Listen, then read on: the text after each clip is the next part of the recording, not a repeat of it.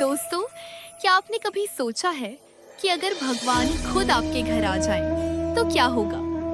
आज मैं आपको एक ऐसी सच्ची भक्ति की कहानी सुनाने जा रहा हूँ, जिसे सुनकर आपके रोंगटे खड़े हो जाएंगे। एक ऐसी कहानी जहाँ एक गरीब भक्त के घर खुद भगवान ने आकर भोजन किया था।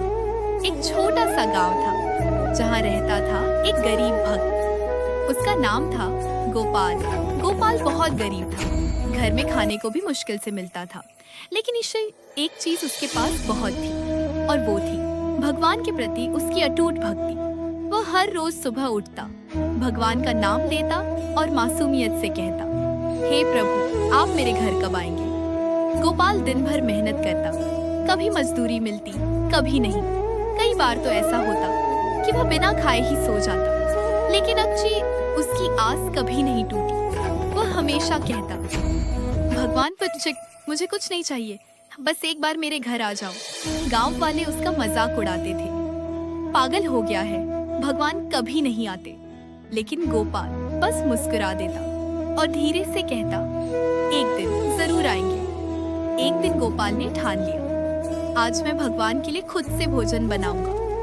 उसने अपने पास बचे हुए थोड़े से चावल और दाल निकाली और बड़े प्यार से खाना बनाया, थाली सजाई और भगवान के सामने रख दी और कहा, प्रभु, आज आपको आना ही होगा।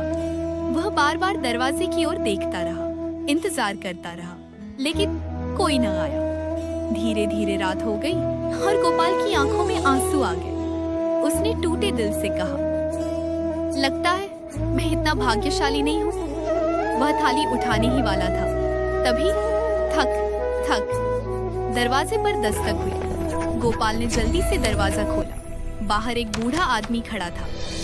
उसने कांपती आवाज में कहा, बेटा, मैं बहुत भूखा हूँ, क्या तुम मुझे कुछ खाना दे सकते हो? गोपाल के पास सिर्फ वही एक थाली थी। एक पल के लिए वह सोच में पड़ गया, लेकिन फिर उसके चेहरे पर मुस्कान आ गई और उसने कहा, आइए, अंदर आइए। उसने पूरी थाली उस बूढ़े आदमी को दे दी और खुद बिना खाए रह गया। बूढ़ा आदमी खाना खाकर चला गया। गोपाल चुपचाप बैठ गया और धीरे से बोला, प्रभु, आज भी आप नहीं आए। उस रात गोपाल सो गया और फिर उसने एक सपना देखा। भगवान उसके सामने खड़े थे, मुस्कुरा रहे थे और बोले, गोपाल, आज तुमने मुझे अपने हाथों से भोजन कराया। गोपाल चौंक गया, प्रभु, ये कैसे? भगवान मुस्कुराए और बोले, जो बूढ़ा आदमी तुम्हारे घर आया था वह मैं ही था। ये सुनते ही गोपाल की आंखों से आंसू बहने लगे। उसने हाथ जोड़कर कहा, प्रभु, मैं आपको पहचान नहीं पाया।